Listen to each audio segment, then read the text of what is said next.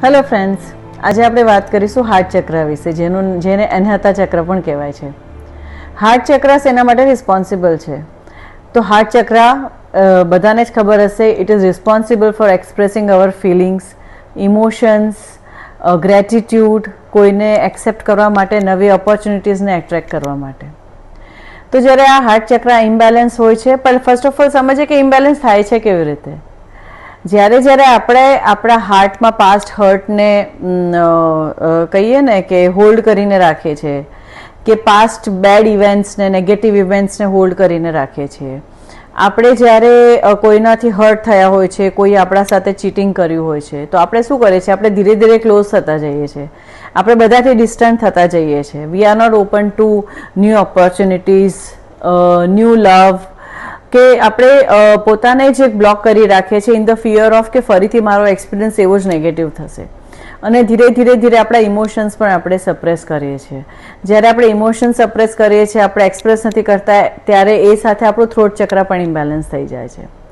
તો it is very important કે આપણે આ હાર્ટ ચક્રને ઓપન રાખવું જોઈએ, બેલેન્સ રાખવું જોઈએ, એક્ટિવેટેડ રાખવું જોઈએ. બિકોઝ અન્ડરસ્ટેન્ડ કે જ્યારે આપણું હાર્ટ ઓપન હોય, આપણે જ્યારે આપણું કહીએ ને કે મન જ્યારે આપણું ખુલ્લું હોય, ત્યારે જ આપણે નવા ઓપોર્ચ્યુનિટીઝને, નવા લોકોને આપણે એક્સેપ્ટ કરી શકીએ આપણા જીવનમાં. પણ અગર તમે ઓલ્ડ બેગેજને કેરી કરશો, તો તમે કદી પણ નવી ઓપોર્ચ્યુનિટીઝને અને નવા લોકોને તમારા જીવનમાં એટ્રેક્ટ જ નહીં કરી શકો. So it is very important કે આપણે આ હાર્ટ ચક્રને બેલેન્સ કરીએ અને ગ્રેટિટ્યૂડ, ફોરગિવનેસ અને લેટ ગોના ભાવમાં જઈએ.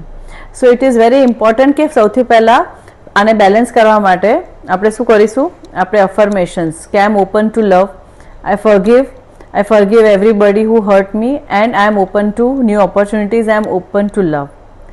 જ્યારે સવારે ઉઠો તો સૌથી પહેલાં પોતાને અફર્મેશન આપો કે મારી લાઈફમાં જે પણ થઈ રહ્યું છે મારા કલ્યાણ માટે થઈ રહ્યું છે. જ્યારે તમે આ અફર્મેશન રોજ કરશો, ત્યારે તમને ધ્યાનમાં આવશે કે તમારું જે પોતાની એનર્જી પણ અપલિફ્ટ થશે અને તમારું હાર્ટ ઓપન થતું જશે. સેકન્ડ છે કે હાર્ટ ચક્રનો જે કલર છે એ ગ્રીન કલર છે.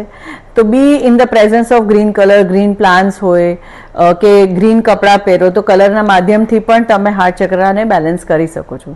અને ક્રિસ્ટલમાં ગ્રીન એવેન્ચ્યુરન અને એકચ્યુઅલી રોઝ કોર્સ પણ સાથે યુઝ કરી શકાય છે હાર્ટ ચક્રને બેલેન્સ કરવા માટે.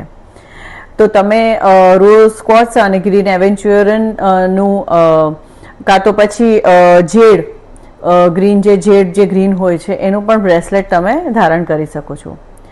તો આ બધું ઉપાય કરવાથી તમે તમારા હાર્ટ ચક્રને એક્ટિવેટ પણ કરશો અને બેલેન્સ પણ કરી શકો છો.